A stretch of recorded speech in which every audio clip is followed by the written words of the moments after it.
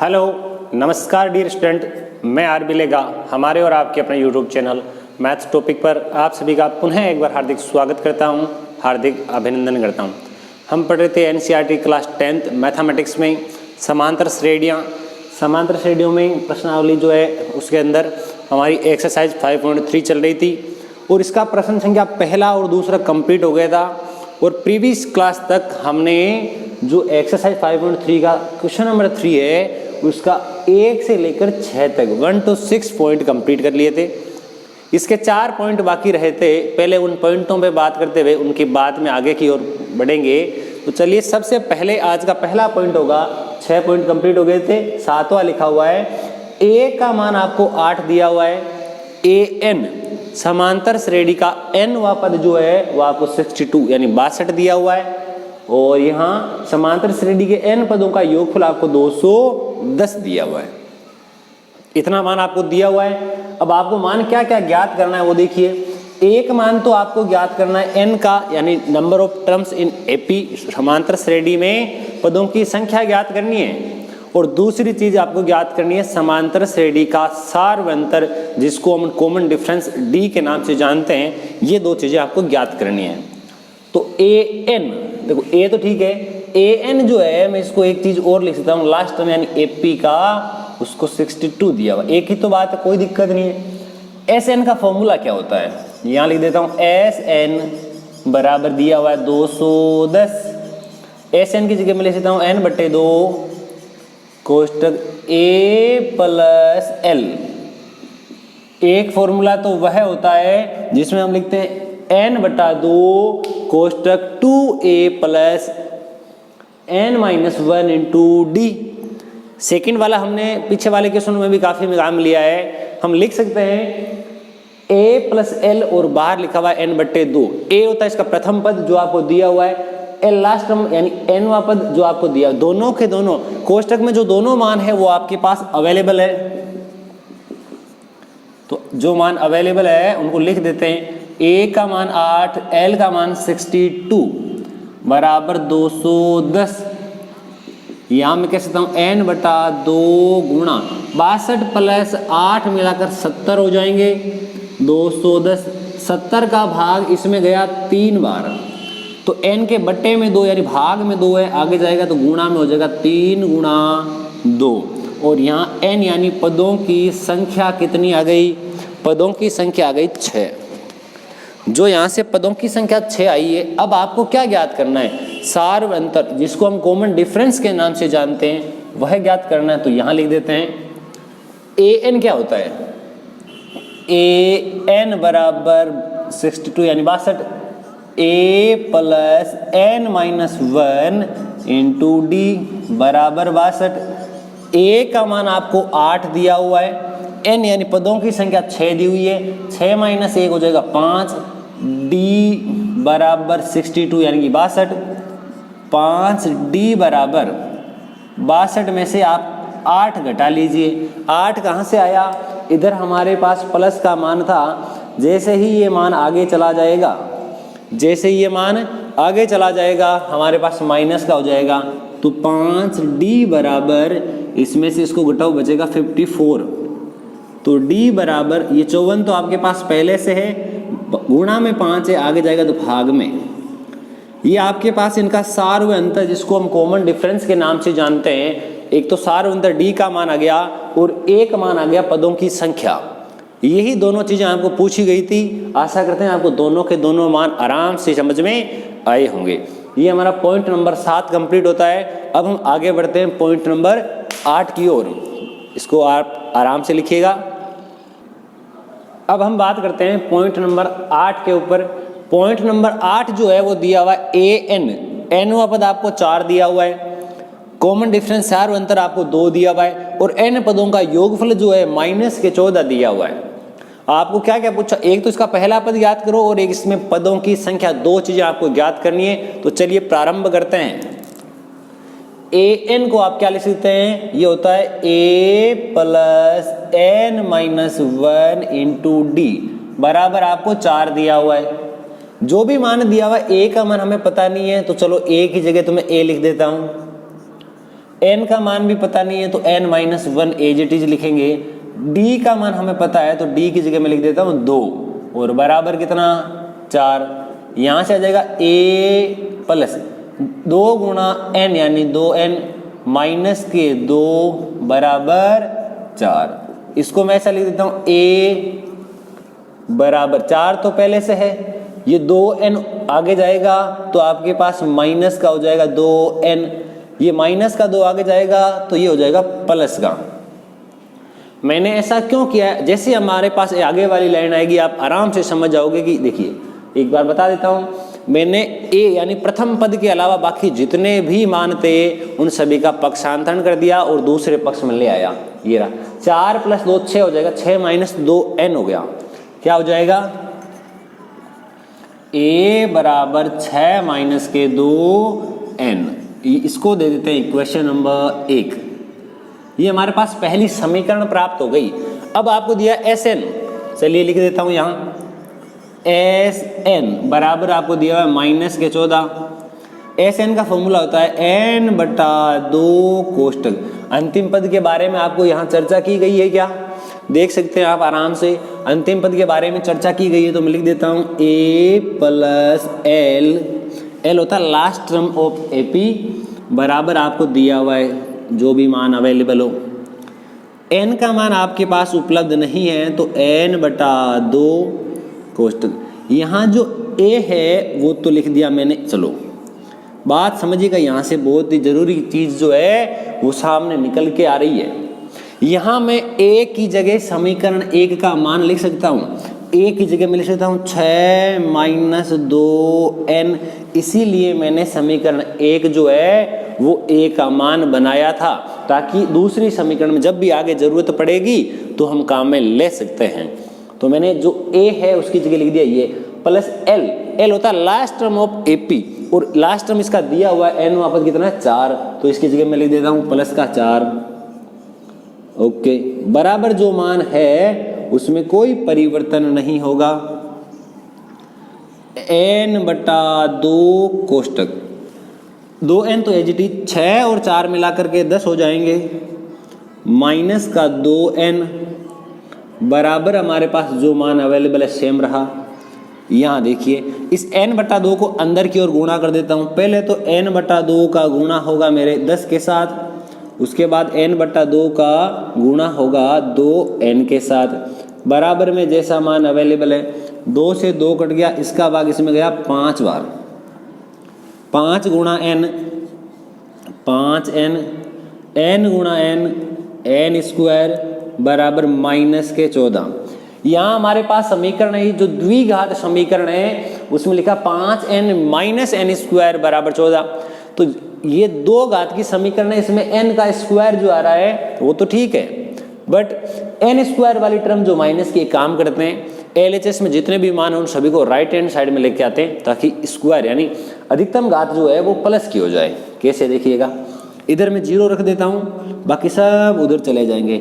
Minus के 14 पहले से लिखे हुए हैं, n स्क्वायर आगे जाएगा तो प्लस का हो जाएगा, ये लिखा मैंने प्लस का। ये 5n इधर प्लस का आगे गया तो माइनस का हो जाएगा। आगे इधर क्या बचेगा 0। ये मेरे पास एक समीकरण आ गई। ये 2 घात की समीकरण है, लिखा हुआ है n स्क्वायर माइनस के 5n। यहाँ लिख देता हूँ, देखिए एक बार आपके लिए लिखा हुआ है n स्क्वायर माइनस के 5n माइनस के 14 बराबर 0। ये 2 घात की समीकरण आ गई और हमने इस बात को पहले भी बहुत ही बार देख चुके हैं हम कि इस प्रकार के प्रश्नों को कैसे हल किया जाता है। इस प्रकार के प्रश्नों को हल करने के लिए हमारे पास 2 तरीके हैं। या तो आप इनके फैक्टर यानी गुणनखंड कर दो, अगर आप इनके गुणनखंड आराम से सोच पाते हैं तो आराम से छोटा सा टुकड़ा, जैसे ऐसी 2 संख्या जिनको जोड़ने या घटाने पर 5 आना चाहिए और गुणा करने पर 14 आने चाहिए, तो 7 और 2 गुणा करने पर 14 आ रहे और एक प्लस का ले लेंगे एक माइनस का ले लेंगे, यहाँ 5 आ जाएगा। आप चाहे तो श्रीधराचार्य सूत्र उसका भी प्रयोग कर सकते हैं। 7n प्लस का 2n, ये माइनस का जो संख्या है वो तो सेम ही है, no problem. n square minus 5, sorry ये जो है अब देखिए हमारे पास इन दोनों में कॉमन क्या है, n का n, n स्क्वायर में से n कॉमन ले लिया n, 7n में से n कॉमन ले लिया 7, चिन्ह आया प्लस का, इन दोनों में 2 कॉमन आ रहा है, कॉमन ले लिया, n का n, 14 में 2 का भाग 7 बार बराबर 0। यहाँ दोनों कोष्टक सेम है तो मैं कोष्टक को कॉमन ले लेता हूँ, यहाँ बचेगा n प्लस का 2 बराबर 0। यदि n माइनस 7 बराबर 0 है तो n का मान प्लस का 7 होगा, और यदि n प्लस का 2 बराबर 0 है तो n का मान माइनस 2 होगा। जैसा कि हमें विदित है कि यहाँ पदों की संख्या कभी भी ऋणात्मक नहीं आ सकती, इसलिए ये वाला मान तो पॉसिबल नहीं है। यहाँ पदों की संख्या हो जाएगी 7, जो हमें पूछी गई थी कि आप पदों की संख्या बताइए, पदों की संख्या आ गई। अब पूछा a, क्या पूछा, a का मान बताइए। चलो a का मान भी बता देते हैं। जो समीकरण 1 है, यहां लिख देता हूं, n का मान समीकरण 1 में रखने पर a बराबर 6 माइनस के 2n, 6 माइनस 2 गुणा n की जगह 7, 6 माइनस 14, यहाँ आया मेरे पास माइनस का 8। दो चीजें पूछी थी, पहला पद आया -8 और पदों की संख्या आ गई 6। अगर आपको कहीं पर भी प्रॉब्लम है तो वीडियो को रिवाइंड करके देख सकते हैं, आप जितनी बार चाहे वीडियो को वापस प्ले करके देख सकते हैं। आराम से अगर तसल्ली से देखेंगे तो कहीं पर भी किसी भी पॉइंट में आपको दिक्कत नहीं आएगी। पॉइंट नंबर 9 बहुत ही शानदार पॉइंट है, और इस पॉइंट में विद्यार्थी अक्सर कंफ्यूज हो जाते हैं, उनको समझ में नहीं आता कि प्रश्न में दिया क्या है। एकदम नॉर्मल पॉइंट है, थोड़ा सा तसल्ली से प्रश्न को पढ़े, एकदम से आपका इजी प्रश्न है। प्रश्न देखिएगा, ए समांतर श्रेणी का पहला पद बराबर आपको 3 दिया हुआ है। ओके, समांतर श्रेणी में पदों की संख्या 8 और ये दिया हुआ s, यानी इनका योगफल। योगफल भी किन का दिया हुआ, कितने पदों का, यहाँ नहीं लिखा हुआ है, जितने पद है उतना ही योगफल होगा, तो यहाँ लिख देते हो s, कितने पदों का, जितने पद यहाँ पर अवेलेबल है, तो यहाँ लिख दिया 8 बराबर 192। S8 का मान आ गया, 8 पदों का योगफल आ गया। अब 8 पदों के योगफल का फॉर्मूला क्या होता है आप जानते ही हैं, n/2 कोष्टक 2a plus n-1 into d बराबर 192। यहाँ जो भी मान हमारे पास अवेलेबल है वो सारे लिख दो इसमें। n का मान हमारे पास 8 दिया हुआ है, ओके। a यानी इसका प्रथम पद आपके पास 3 दिया हुआ है, ये आपको 8 दिया हुआ है। d का मान हमें ज्ञात करना है, और बराबर में जो मान अवेलेबल है वो सीधा लिखो। 8 में 2 का भाग जाएगा 4 बार, 3 गुणा 2 6, 7 बचेगा, 8 में से 1 घटाने पर, गुणा d बराबर 192। ओके, 6 गुणा 4 हो गए 24, 7 गुणा 4 हो गए 28 बराबर 192। या तो आप इस प्रकार से लिखे, या आप यहाँ दूसरा मेथड कौन सा यूज लेंगे कि 4 यहाँ गुणा में इसको सीधा उधर भेज दो, अंदर गुणा ही नहीं करना पड़ेगा। अगर सीधा उधर भेज देते हो तो बड़ा फायदा क्या होगा, संख्या डायरेक्ट छोटी हो जाएगी, कोई प्रॉब्लम नहीं आएगा, इसका भाग इसमें चला जाएगा, संख्याएं ऑटोमेटिक छोटी हो जाएगी। ओके, यहाँ लिख देता हूँ 24, यहाँ प्लस का आगे गया तो माइनस का हो जाएगा।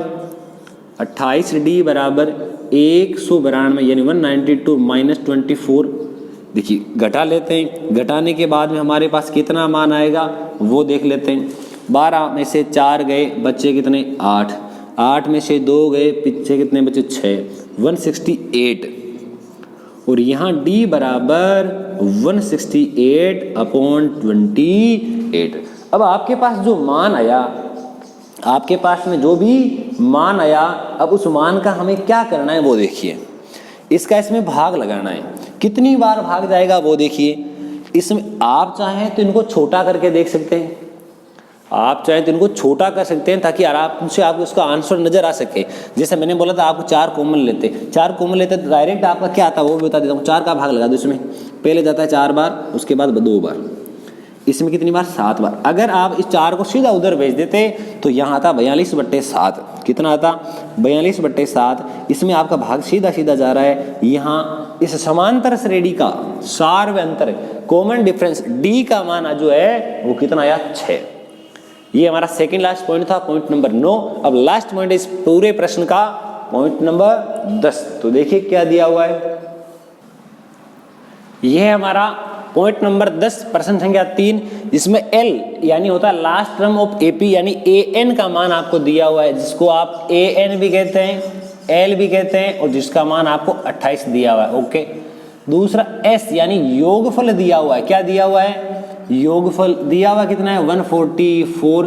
ये कितने पदों का योगफल है वो यहाँ नहीं दिया हुआ है, यहाँ दिया हुआ है। पदों की संख्या 9 है, तो यहाँ मैं डायरेक्ट लिख देता हूँ 9 पदों का योगफल 144 है। अब देखिएगा 9 पदों का योगफल 144 है, तो सूत्र क्या होता है n/2 कोष्ठक A प्लस L का मान आपको पता है, n का मान आपको पता है, केवल a का मान पता नहीं है, जो कि आपको ज्ञात करना है। तो एकदम सीधा शॉर्ट एंड स्वीट इसका आंसर हो जाएगा। यहां देखिए n की जगह n का मान यानी 9/2, a का मान आपको फाइंड आउट करना है, ज्ञात करना है, L 28 बराबर 144। ये n/2 है यानी 9/2 है, उधर जाएगा 2/9 हो जाएगा।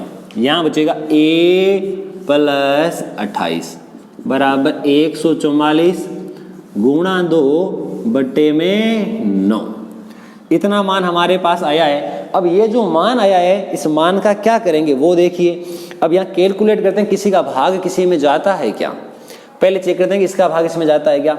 इसका भाग पहले जाता है 1 बार, पीछे बचे 5 और 4 हो गए 54 में जाता 6 बार। a प्लस 28 बराबर 16 गुणा 2 32 यानी 32।